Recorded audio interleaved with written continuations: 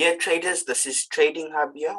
We are going to be analyzing another order block / supply and demand example. Without wasting any time, let's get right straight into it. We'll first mark our high and low according to bullet point number 1. Mark the low there. This is an example of a previous example on the market. So we've got our high there. We've got our low.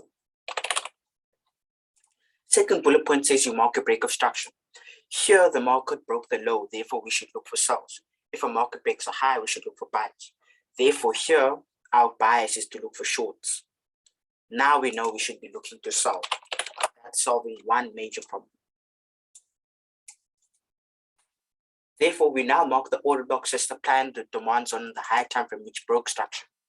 Here I see this doji, which is the last up or indecision point before the market broke this low. So I'll mark that point. Fourth point says scale in on the lower time frame. To know which high lower time to scale in on, you usually use this trick. If you find a daily order block, you scale in the 1 hour. 4 hour order block, you scale on the 15 minute. 1 hour order block, you scale in on the 55 minute. Here we have a 4 hour order block, so we'll scale in on the 15 minute.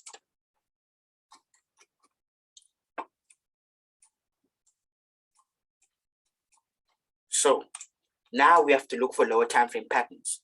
Patterns meaning anything mirror the bid, a retail chart pattern or ICT pattern, as long as it's a sell pattern, because obviously we had a sell order block / supply demand zone. We had a supply zone here on the 4 hour. So we're now looking for sells.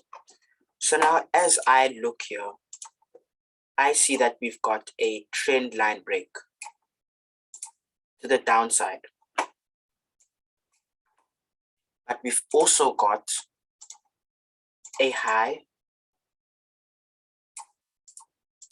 a low, and the low was broken to the downside. Therefore, we're looking for sells.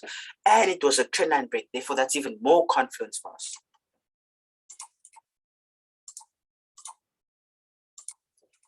So now we've got our 15-minute order block.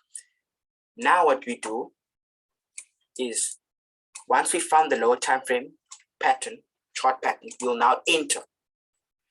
We will now aim for 1:3, 1:5, or 1:10, depending on how you're feeling, what you think the market can give you, etc. So we will put our stop loss above the high, and we will aim 1:5. But as you can see, the market could have actually given us here a whopping 1:10. But it's possible you may have just settled for 1:3. And if you did settle for 1:3, it's fine. Don't worry about it. And don't regret and say, oh, I should have held on, because that is going to make you want to risk more and be more greedy. In trading, you have to take what you get and leave with what you get. Here we could have got a 1:3. It's fine. As long as you followed your trading plan and you entered into the market, that's great. So traders, thank you very much for your time. I hope you all learned.